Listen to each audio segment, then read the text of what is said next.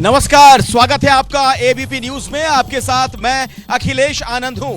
आप देख रहे हैं इलेक्शन पर यह बड़ी कवरेज, कौन बनेगा मुख्यमंत्री, और इस सवाल का जवाब आखिरकार मिल गया। मध्य प्रदेश को भी मिल गया, छत्तीसगढ़ को भी मिल गया और राजस्थान को भी अब से थोड़ी देर पहले इस सवाल का जवाब मिल चुका है। मैं इस वक्त जयपुर में मौजूद हूं। ये मशहूर यहाँ का अल्बर्ट हॉल म्यूजियम मेरे पीछे आप देख रहे हैं और ये खास इंतजाम हमने आपके लिए किया है। यहाँ पर मंच पर तमाम दलों के नुमाइंदे मेरे साथ हैं, एक्सपर्ट्स हैं और जयपुर की जनता भी आपको नजर आ रही है। शहर का ये आप कह सकते हैं कि मुख्य चौराहा है, लगातार लोगों के आने जाने का सिलसिला शुरू है और लोगों के मन में जो कौतूहल था कि आखिर राजस्थान का मुख्यमंत्री कौन होगा, उसका जवाब सामने आ गया, भजन लाल शर्मा के नाम के तौर पर। और जैसा कि बीजेपी पिछले कुछ समय से लगातार चौंकाने वाले फैसले ले रही है इन मामलों में, उसी तरीके से यहां भी हुआ। ये कयास लगाए जा रहे थे, इस बात को लेकर अनुमान जाहिर किया जा रहा था कि यहां भी कुछ अप्रत्याशित फैसला लिया जा सकता है और बिल्कुल वैसा ही हुआ। सीएम के तौर पर भजन लाल शर्मा और दो जो उप मुख्यमंत्री बनाए गए, वहां भी आप देखिए प्रदीप भैरवा हो या फिर दिया कुमारी, उसके जरिए जातीय संतुलन को साधने का प्रयास किया गया है। तो इसी पर हम लोग चर्चा करेंगे, यहां पर बातचीत करेंगे कि क्या ये जो सोशल इंजीनियरिंग की बीजेपी ने, इसके जरिए एक तरीके से कांग्रेस जो जाति वाला कार्ड खेलते हुए पिछले दिनों में नजर आ रही थी, उसके कार्ड को 2024 में उसके कार्ड के तौर पर बीजेपी ने इसे किया है। हम बातचीत करेंगे अपने मेहमानों से और चर्चा की शुरुआत सर सबसे पहले महेंद्र जी आप ही से करना चाहूंगा। आपसे लगातार आज सुबह से बात हो रही है, कल भी यहां पर आपसे बात हो रही थी।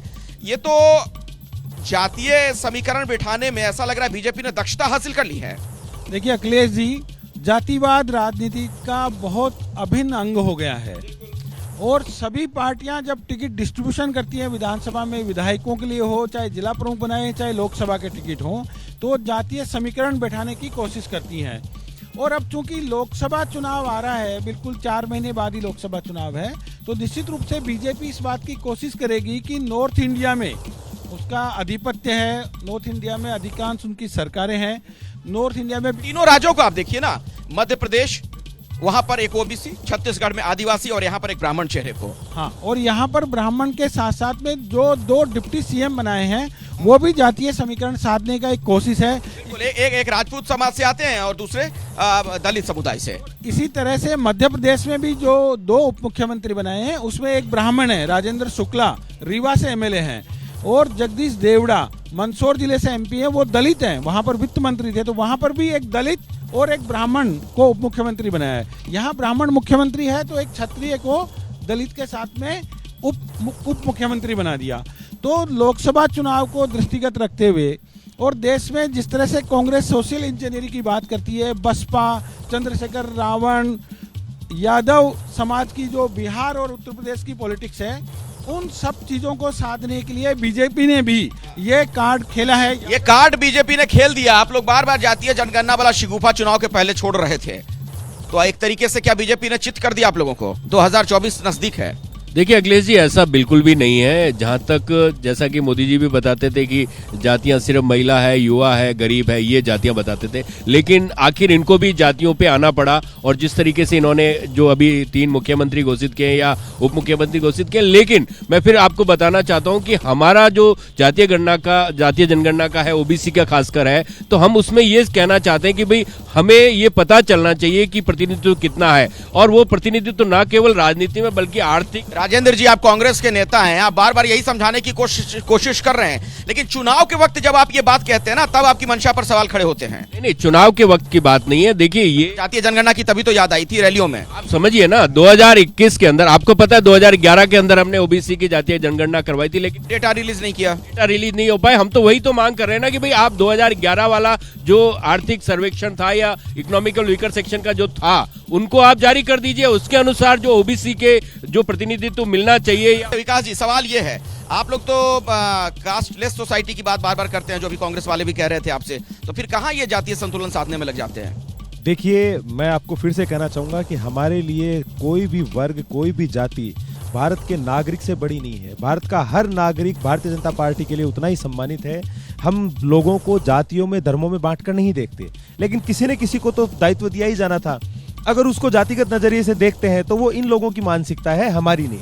हमने हमारे पार्टी के कर्तव्यनिष्ठ कार्यकर्ताओं को जिम्मेदारी देने का कार्य किया है। उन लोगों को चुना है जिन्होंने पार्टी के प्रति कर्तव्यनिष्ठ रहे, जिन्होंने खुद को कभी आगे नहीं लिया, पार्टी और संगठन को सर्वोपरि माना। तो ऐसे तो सभी ने माना होगा ना, जो लोग रह गए इस कुर्सी की दौड़ में पिछड़ गए वो नहीं थे क्या कर्तव्यनिष्ठ? देखिए, लेकिन सभी को मुख्यमंत्री नहीं बनाया जा सकता ना।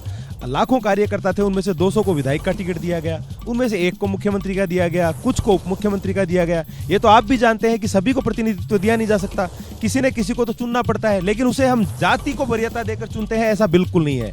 हमारे लिए प्रत्येक जाति, प्रत्येक धर्म अपने आप में मान्यता रखता है और हमने हमेशा सबको मौका देने का कार्य किया है। प्रकाश भंडारी जी, आप राजस्थान की राजनीति बखूबी समझते हैं, जरा मुझे ये बताइए, ये जो समीकरण आज देखने को मिला है, एक मुख्यमंत्री और 2 उप मुख्यमंत्री के तौर पर, क्या ये जातीय संतुलन को साधने का प्रयास नहीं दिखता? बिल्कुल, आपके प्रयास का एक उदाहरण मैं देना चाह रहा हूँ कि सिंधी जाति, सिंधी को जाति नहीं होती, जो सिंध से आए, जो रिफ्यूजी बनकर के आए थे, उन्हें लोग सिंधी जाति बोलते हैं, ये गलत है। उसके व्यक्ति को भी आज स्पीकर की जगह दी गई है। तो सवाल ये है कि जो बीजेपी का जो सोशल इंजीनियरिंग है वो बहुत ही इफेक्टिव है, बहुत ही प्रभावी है, और कांग्रेस इसमें हमेशा जो है वो करती तो थी सोशल इंजीनियरिंग, लेकिन चूक जाती थी। और प्रभावी ढंग से अगर बीजेपी कर रही तो एक बात मुझे और याद आती है कि जब मंडल कमीशन की रिपोर्ट आई थी तो घनश्याम तिवारी जो आज राज्यसभा में बैठे हैं, उन्होंने कहा था कि इस मंडल कमीशन ने तो ब्राह्मणों को दक्षिणा पे पलने वाला ब्राह्मण बना दिया।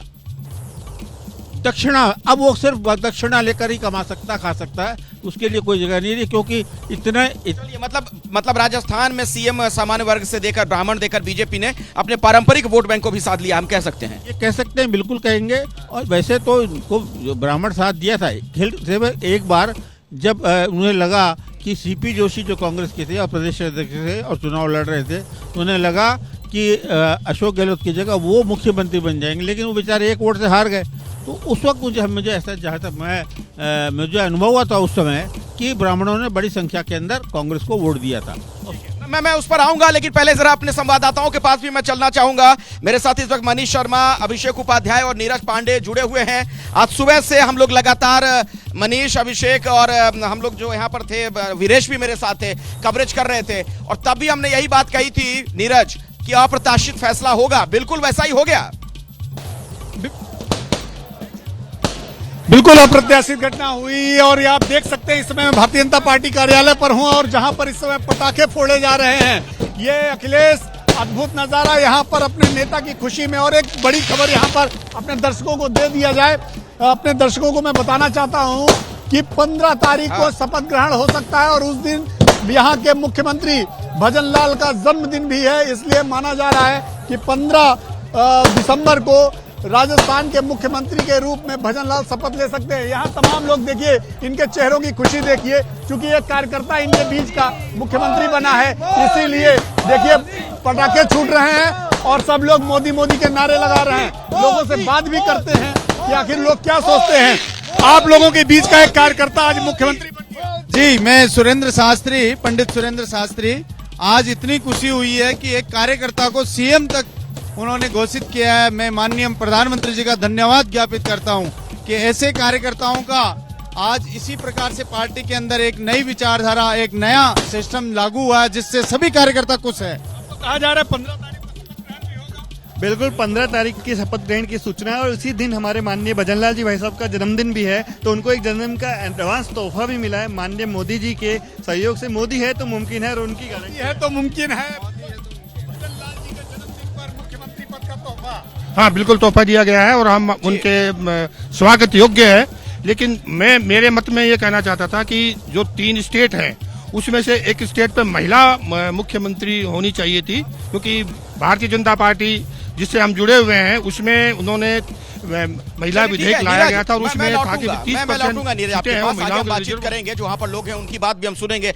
और अभिषेक, सवाल ये जो आज हमने यहाँ पर बिल्कुल चौंकाने वाला फैसला बीजेपी का देखा, या फिर मध्य प्रदेश में, छत्तीसगढ़ में जो फैसले मुख्यमंत्री के तौर पर बीजेपी ने लिए, क्या 2024 का कोई संकेत इसमें छिपा हुआ है? बिल्कुल, देखिए इसमें दो राय नहीं है। ये 2024 का सीधा सा संकेत है, और संकेत इस बात का है कि 2024 में देखिए दो चीज़ें हैं। पहली बात तो ये कि एक कास्ट का पूरा आप समझ लीजिए पोलराइजेशन हो गया है।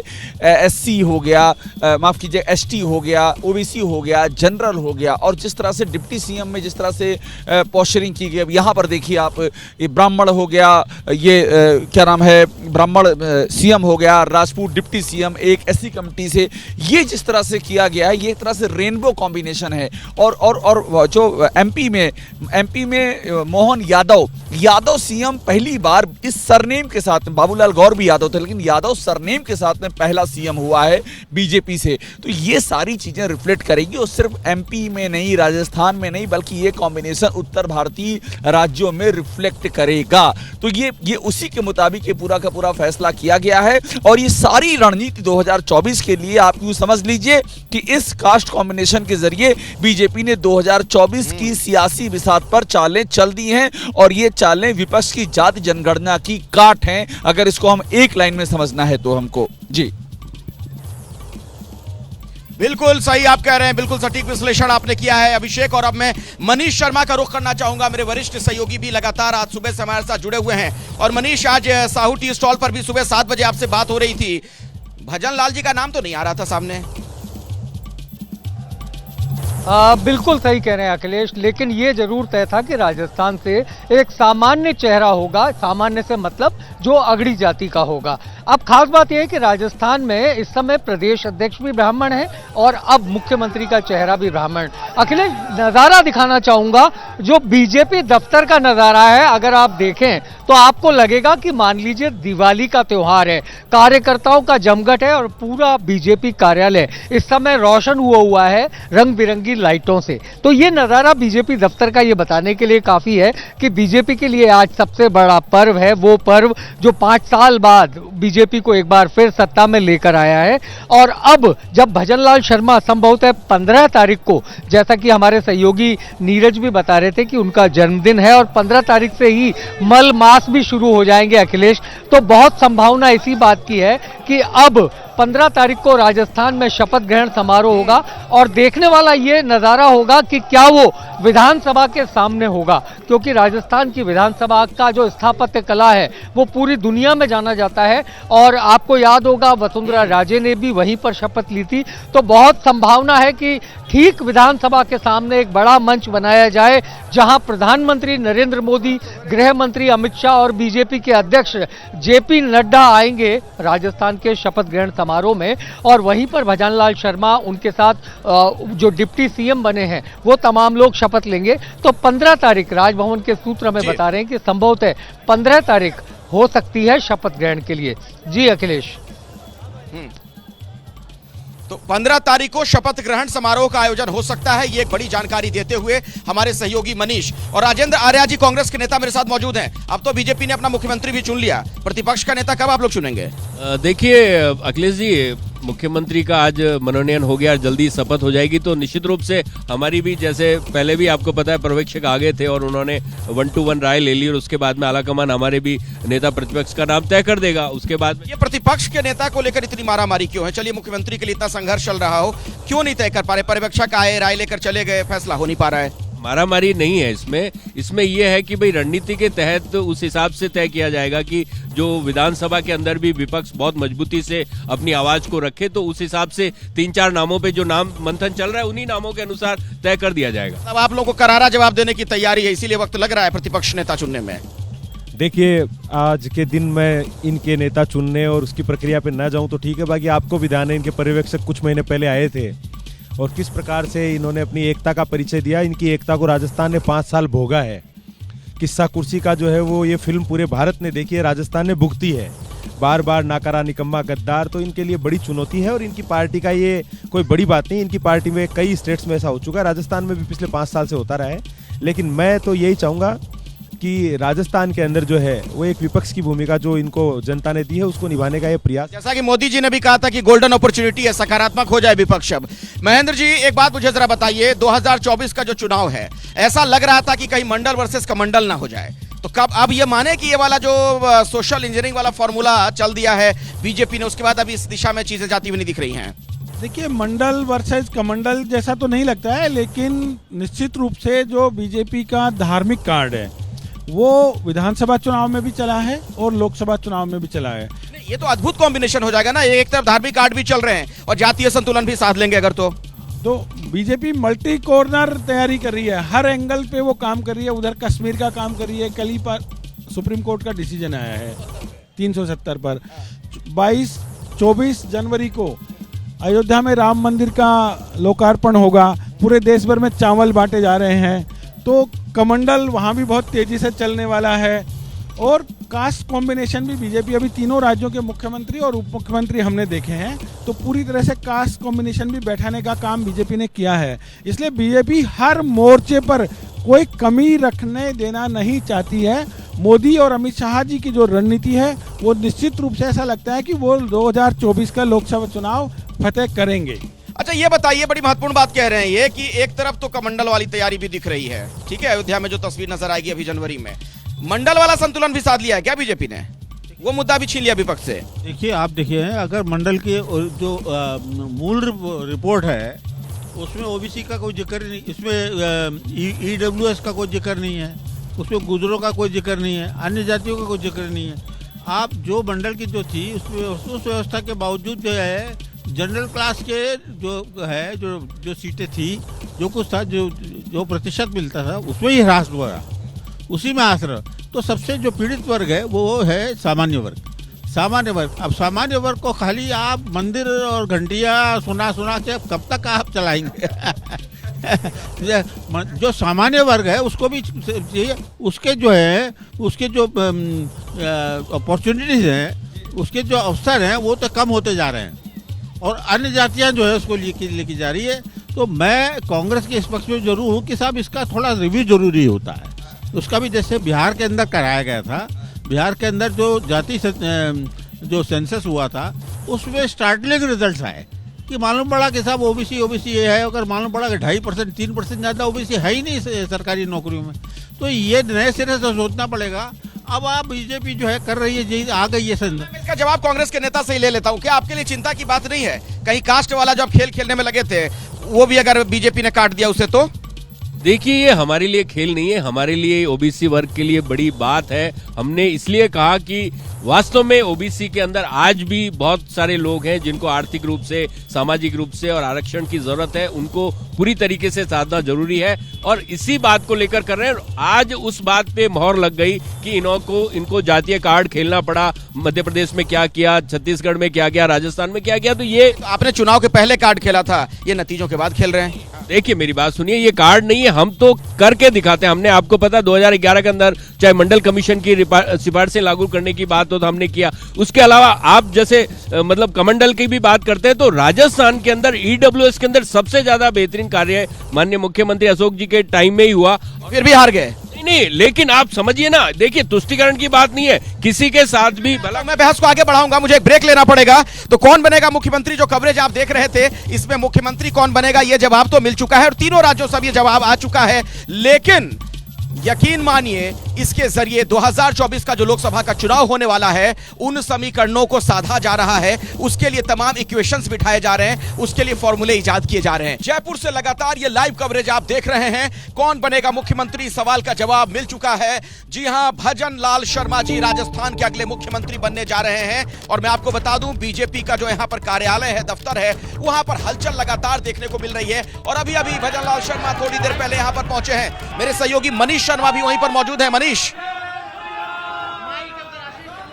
बिल्कुल अखिलेश, अब से कुछ देर पहले भजनलाल शर्मा यहाँ पहुंचे हैं और उनके पहले दिया कुमारी जो उप मुख्यमंत्री बनी है वो भी पहुंची हैं। लेकिन सबसे जो चौंकाने वाली तस्वीर जो कही जा सकती है वो ये थी कि भजनलाल शर्मा अपनी सरकारी कार में थे और उनके ठीक बगल में बैठी थी राजस्थान की पूर्व मुख्यमंत्री वसुंधरा राजे। तो ये कहा जा सकता है कि बीजेपी आलाकमान ने ये जो फैसला किया है कि मुख्यमंत्री का नाम खुद वसुंधरा राजे उसका ऐलान करें और पूरे वक्त वसुंधरा राजे भजनलाल शर्मा के साथ बनी हुई है, तो उससे देखकर लगता है कि ये एक साफ संदेश आलाकमान ने दिया है कि राजस्थान में कार्यकर्ता सब बराबर हैं, चाहे पूर्व मुख्यमंत्री हो चाहे होने वाले मुख्यमंत्री हो। और अब वो यहाँ संगठन महामंत्री चंद्रशेखर से मुलाकात कर रहे हैं। ये तीनों नेता यानी वसुंधरा राजे, दिया कुमारी और होने वाले मुख्यमंत्री भजनलाल शर्मा। जी अखिलेश। जी, शपथ ग्रहण समारोह की तारीख भी तय हो गई, वक्त मुकर्रर हो गया है मनीष। अखिलेश, अभी तारीख को लेकर के थोड़ी सी उलझन है, क्योंकि ये जो तमाम नेता राजनाथ सिंह के साथ गवर्नर हाउस गए थे, उन्होंने कहा था कि हम अपनी तरफ से एक अलग तारीख आपको देंगे। संभवतः वो 15 है और इसीलिए ये माना जा रहा है कि अलग से एक चिट्ठी गवर्नर हाउस जाएगी और जिसमें 15 तारीख शपथ ग्रहण की तारीख होगी, ऐसा उल्लेख होगा। जी अखिलेश। जी ठीक है मनीष, मैं दोबारा आपके पास आऊंगा, आप वहां से तस्वीरें दिखाते रहिए हमारे दर्शकों को। लेकिन अब जरा यहां चर्चा कर लेते हैं। ये विधानसभा चुनाव के नतीजे तो आ गए, मुख्यमंत्री का नाम भी तय हो गया, लेकिन ये सेमीफाइनल मुकाबला था, यही बात बार बार हम भी कह रहे थे और यही चीज मानी जा रही थी। तो क्या अब फाइनल मुकाबले की तैयारी है? क्या उसका काउंटडाउन शुरू हो गया है? और अगर शुरू हो गया है तो विधानसभा के इन नतीजों के जरिए क्या संकेत है 2024 के लिए?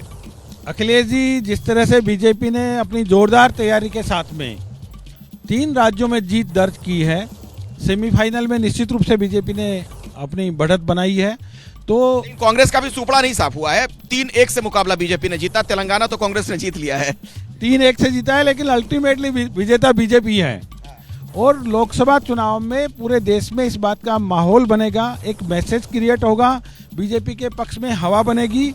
बीजेपी जो तैयारी कर रही है उसमें इन 3 राज्यों से पूरे देश में उसके पक्ष में एक माहौल बनेगा। ये सुनकर कांग्रेस को चिंता तो नहीं हो रही है? देखिए अखिलेश जी, बिल्कुल भी चिंता की बात नहीं है। निश्चित रूप से राजस्थान के अंदर भी हमारा करीबन 40% वोट है, इनका 42% मिला है। तो निश्चित रूप से अभी भी जिस तरीके से 11-12 जो लोकसभा वोट, तो आप ये भी कह रहे थे कि जहां जहां चुनाव हुए उनमें देखा जाए तो 10 लाख वोट ज्यादा आपको मिले हैं बीजेपी से, उसी में आप जीत ढूंढ ले रहे हैं ना। वो तो इन 4 स्टेट के अंदर, जिसमें तेलंगाना भी शामिल है, अगर उन 4 स्टेट का वोट जोड़ लेना तब तो हम उनसे 10.5 लाख ज्यादा है। लेकिन राजस्थान में भी हमारा जो पिछले चुनाव के अंदर जो वोट प्रतिशत था उससे भी हमने 0.44 इजाफा किया, मतलब आधा % वोट हमारा बढ़ा है। तो निश्चित रूप से हम आने वाले समय के अंदर बहुत अच्छी मतलब रणनीति के साथ में उतरेंगे और एक रचनात्मक विपक्ष की भूमिका निभाते हुए इस सरकार ने जो भी चुनाव से इस समय पहुंच चुके हैं भारतीय जनता पार्टी का, जो आप देख सकते हैं भजनलाल शर्मा के साथ खुद मुख्यमंत्री वसुंधरा राजे हैं, जो वसुंधरा राजे साथ में हैं। और इस समय भजनलाल शर्मा भारतीय जनता पार्टी कार्यालय पहुंच चुके हैं, जो डेजिग्नेटेड मुख्यमंत्री हैं इस समय राजस्थान के, भाजपा मुख्यालय पहुंच चुके हैं। और ये सीधी तस्वीरें आपको हम दिखा रहे थे भाजपा मुख्यालय से थोड़ी देर पहले, यानी कि कुछ सेकंड पहले ही मुख्यमंत्री भजनलाल शर्मा पहुंचे हैं, उनके साथ वसुंधरा राजे थे, दोनों एक ही गाड़ी में पहुंचे और बहुत ही अच्छी केमिस्ट्री दिखाई पड़ रही थी जब वो दोनों लोग पहुंचे थे।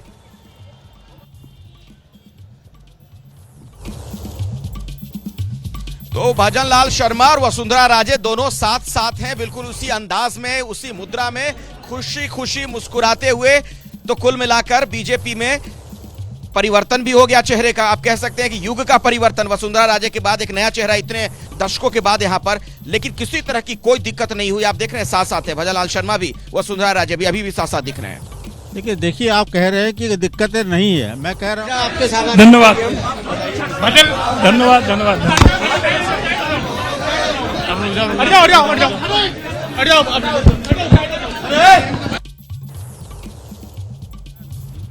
जिनकी कोई प्रशासनिक दक्षता नहीं है, आप और उन्हें काम सीखने के लिए ब्यूरोक्रेसी पर थोड़ा भरोसा करना पड़ेगा। कहीं ऐसा ना हो कि ब्यूरोक्रेसी उन पर हावी हो जाए और उन्हें पूरी जो है अपनी जो कुछ उनकी समझ है उसके हिसाब से उन्हें काम करना पड़ेगा। और सबसे बड़ी बात देखना पड़ेगा कि पार्टी को भी संभालना पड़ेगा। और ब्यूरोक्रेसी जो है, ये ब्यूरोक्रेसी जो होती है सुविधाभोगी और अवसरवादी होती है, उसे संभालना, सबसे करप्ट जो है वो ब्यूरोक्रेट होते हैं, उस ब्यूरोक्रेट को संभालना बड़ा मुश्किल काम है। और इनको देखना पड़ेगा कि जो अशोक गहलोत के राज्य में भ्रष्टाचार पूर्व पनपा, न सिर्फ मंत्री और मतलब चुनौतियां बहुत सारी है, कांटों भरा ताश तो नहीं होने जा रहा छोटे में। अखिलेश जी, मैंने कल भी कहा था कि राजस्थान में जो मुख्यमंत्री का पद है वो बहुत बड़ा कांटों का ताज है। जैसा कि अभी आपने कहा यहाँ पर 5.5 लाख करोड़ रुपए का कर्जा है राज्य सरकार पर। लॉ एंड ऑर्डर की स्थिति बहुत खराब है।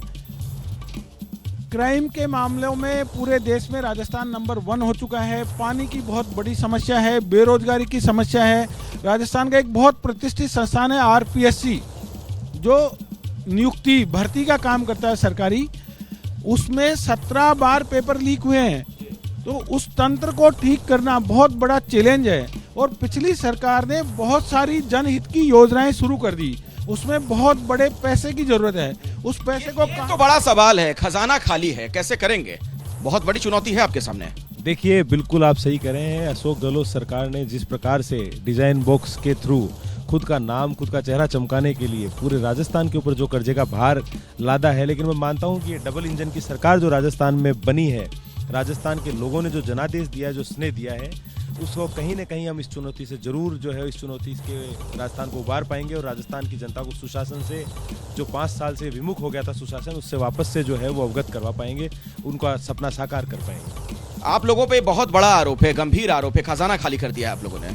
देखिए, आपको अगर पता होगा तो पिछले 57 सालों में, 67 सालों में जितना कर्जा हमने नहीं लिया था, 53 लाख करोड़ लिया था, और पिछले 9-10 सालों के अंदर 100 लाख करोड़ से अधिक कर्जा मोदी जी ने लिया है। तो आज इस बात की तो बात मत कीजिए। और जिस तरीके से आपको पता है कि इलेक्ट्रल बॉन्ड के माध्यम से पिछले 18 से 16,000 करोड़ रुपया जो मिला, जिसमें 90 से 95% रुपया सिर्फ बीजेपी को मिला है। और वहां पे इनके भाजपा के जो वो है वकील, वो कहते हैं कि ये सूचना हम जनता को नहीं दे सकते। अरे भाई, इतना 16,000 करोड़ का चंदा किसको मिला, इसकी सूचना आप नहीं दे सकते? मतलब भाजपा ने संस्थागत भ्रष्टाचार किया है पीएम केयर फंड के नाम पे, चाहे तमाम चीजों पे। आरटीआई के अंदर आप सूचना लगा के पता नहीं कर सकते कि उन्होंने कहां भ्रष्टाचार किया। लेकिन जनता ने तो बीजेपी के आरोपों पर भरोसा किया ना, आपको हरा दिया। अगर बार बार आप लोग को करप्ट कहा गया, भ्रष्टाचार।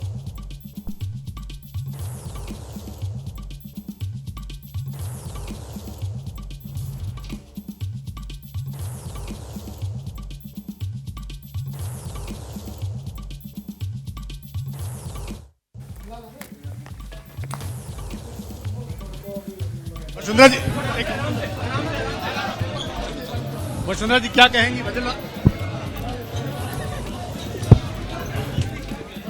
तो लगातार ये बड़ी कवरेज हम आपको दिखा रहे हैं। तो देखिए, अब चेहरे को लेकर जो सवाल था उसका जवाब मिल चुका है तीनों ही राज्यों में। अब देखिए, बीजेपी दफ्तर पहुंची हैं अभी वसुंधरा राजे। जिस तरह की तस्वीरें भी हम आपको लगातार दिखा रहे हैं, देखिए तस्वीरें आपके सामने, और कार्यकर्ताओं से आसपास पूरा भरा हुआ ये दफ्तर इस वक्त। और सीधे हम रुक कर लेते हैं, यहीं पर इस वक्त मौजूद है हमारे संवाददाता मनीष, हमें जानकारी देंगे। मनीष, वसुंधरा राजे पहुंची हैं वहां पर, क्या कुछ और वहां से डिटेल्स? जी बिल्कुल, वसुंधरा राजे और भजनलाल शर्मा का एक साथ आना अपने आप में बेहद शानदार तस्वीरें कही जा सकती है। ठीक उनके पहले दिया कुमारी जो उप मुख्यमंत्री बनी है, उनको भी कार्यालय पहुंची, और इन तीनों ने यहाँ पर जो संगठन महामंत्री चंद्रशेखर हैं उनसे मुलाकात की है। और अब कुछ ही देर में ये नेता यहाँ से रवाना हो रहे हैं। लेकिन सबसे दिलचस्प तस्वीरें थी भजनलाल शर्मा के साथ वसुंधरा राजे की एक ही कार में मौजूदगी, जो ये दर्शाने का प्रयास कि राजस्थान में सब कुछ सामान्य है। वसुंधरा भले ही मुख्यमंत्री नहीं बनी हो, लेकिन बावजूद उसके राजस्थान में उनका जो से है, उनकी जो स्थिति है वो कायम रहेगी। तो यह आलाकमान का एक बहुत बड़ा कदम कहा जा सकता है, क्योंकि इसके पहले भी शिरीन आपको ध्यान होगा कि वसुंधरा राजे ने ही पर्ची निकाली थी भजनलाल शर्मा की, और उसी वक्त जब उनके हाथों में हमने पर्ची देखी तब यह तय हो गया कि वसुंधरा राजे तो कम से कम अब मुख्यमंत्री पद की दौड़ में नहीं है। और उसके बाद एबीपी न्यूज ने ही सबसे पहले इस बात का खुलासा किया कि वसुंधरा राजे ने भजनलाल शर्मा के नाम का प्रस्ताव रखा है और वो ही राजस्थान के अगले मुख्यमंत्री होंगे। तो कुल मिलाकर बेहद रोचक और दिलचस्प रहा ये पूरा का पूरा घटनाक्रम मुख्यमंत्री बनने का। और अब देखना ये होगा कि वसुंधरा राजे की क्या भूमिका रहती है, क्योंकि वो स्पीकर का एक पद ये माना जा रहा था, लेकिन उनकी जगह पर यहाँ वासुदेव देवनानी को स्पीकर बनाया जा चुका है। ऐसे में वसुंधरा राजे के लिए राजस्थान में तो फिलहाल कोई बड़ा पद नजर नहीं आता, लेकिन देखना होगा कि आला कमान उन्हें किस रूप में राजस्थान में उपयोग में लेता है। है भजनलाल शर्मा किस तरीके से उनको अपने मंत्रिमंडल के गठन में या यूं कहा जाए कि अपनी सरकार चलाने में कैसे मददगार मानते हैं, बनाते हैं, लेकिन ये भविष्य तय करेगा। फिलहाल तो ये है कि भजनलाल शर्मा राजस्थान के मुख्यमंत्री हैं और संभवतः 15 दिसंबर को वो शपथ लेंगे। शपथ ग्रहण को लेकर के बीजेपी के सूत्र हमें बता रहे हैं कि एक बार फिर राजस्थान की विधानसभा के सामने शपथ ग्रहण समारोह हो सकता है। आमतौर पर शपथ ग्रहण समारोह राजभवन में होते हैं या किसी मैदान में होते हैं, लेकिन वसुंधरा राजे ने एक परंपरा शुरू की थी कि शपथ ग्रहण समारोह राजस्थान की भव्य विधानसभा के सामने हो और यही उम्मीद की जा रही है कि भजनलाल शर्मा का शपथ ग्रहण समारोह भी